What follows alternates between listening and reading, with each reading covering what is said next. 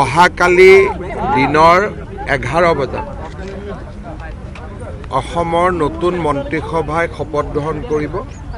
প্ৰধানমন্ত্ৰী ডাঙৰীয়া, প্ৰতিৰক্ষা মন্ত্ৰী ডাঙৰীয়া, গৃহমন্ত্ৰী ডাঙৰীয়া, দেশৰ বিত্তমন্ত্ৰী ডাঙৰীয়ানী আৰু NDA শাসিত ৰাজ্যৰ মুখ্যমন্ত্ৰী, উপমুখ্যমন্ত্ৰী সকলো অহাকালি এই সমাৰোহত যোগদান কৰিব।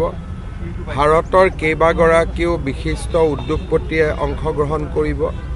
বিদেশী ৰাষ্ট্ৰৰ ৰাষ্ট্ৰদূত কেইবাজনো আহিব আৰু আমাৰ অসমৰ বিভিন্ন জিলাৰ পৰা সত্ৰাধিকাৰ প্ৰভু ঈশ্বৰসকল আহিব। আমাৰ দলৰ কাৰ্যকৰ্তাসকল আহিব। আমাৰ সমগ্ৰ অসমতে থকা আমাৰ বুথ সমিতিসমূহৰ সভাপতিসকল আহিব। এটা খুব গাম্ভীৰ্যপূৰ্ণ অনুষ্ঠান অহাকালি অনুষ্ঠিত হ'ব। প্ৰধানমন্ত্ৰী আজি নিশা 10:30 বজাত গুৱাহাটীত আহি উপস্থিত হ'ব। গৃহমন্ত্ৰী ডাঙৰীয়া, ৰাজনাথ সিং ডাঙৰীয়া, নীতিন নবীন ডাঙৰীয়া, নিৰ্মলা সীতাৰমণ ডাঙৰীয়ানী সকলো আজি নিশা আহি উপস্থিত হ'ব। আমাৰ ৰাষ্ট্ৰীয় সভাপতি নীতিন নবীন ডাঙৰীয়া ৰাতি গুৱাহাটীত আহি পাব আৰু নিশা 10 বজাৰ পিছতহে অসম মন্ত্ৰীসভাৰ সম্পৰ্কত মই তেওঁৰ লগত আলোচনা কৰিব পাৰিম, কাৰণ এতিয়া টেলিফোনত মিনিষ্ট্ৰীৰ কথা পাতিব নোৱাৰি। গতিকে যোন মন্ত্ৰী হ'ব অহাকালি ৰাতিপুৱা 7টা বজাতহে তেখেতসকলেও গম পাব, কাৰণ নীতিন নবীন ডাঙৰীয়া ৰাতি 10 বজাত আহি উপস্থিত হ'ব। তাৰ পিছতহে মই তেওঁৰ লগত আলোচনা কৰিম। 11 বজাত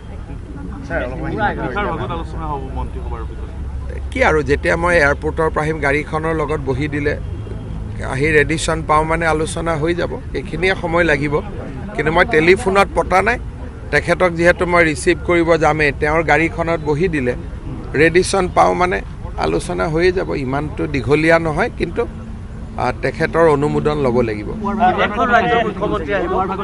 মই যিমান দেখিছোঁ 22খন ৰাজ্যৰ মুখ্যমন্ত্ৰী, উপমুখ্যমন্ত্ৰী আহিব আৰু NDAৰ বাহিৰতো মিজোৰামৰ মুখ্যমন্ত্ৰী ডাঙৰী আহিব। পুৱাৰ ভাগত মই ৰাতিপুৱা প্ৰধানমন্ত্ৰী থাকিব, একো কাৰ্যসূচী লোৱা নাই। বাকী মোৰ নিয়মিত কাৰ্যসূচী 13 তাৰিখৰ পৰা। काल 11 बजे हमारे नया जो मिनिस्ट्री है शपथ लेने जा रहा है और ये समारोह में भारत की सम्मानीय प्रधानमंत्री नरेंद्र मोदी जी भी भाग लेगा। साथों साथ भारत के गृह मंत्री अमित शाह जी, रक्षा मंत्री राजनाथ जी और तमाम NDA शासित प्रदेशों का मुख्यमंत्री, उपमुख्यमंत्री, हमारे NDA का जो घटक दल है उनके अध्यक्ष लोग, तो बहुत सारे लोग आएगा। इंडस्ट्री से भी जुड़े हुए कुछ लोग आएगा। हमारा जो असम के मोनास्ट्री होते हैं उनका हम लोग सत्राधिकार बोलते हूँ, वो लोग भी आके आशीर्वाद देने का काम करेगा।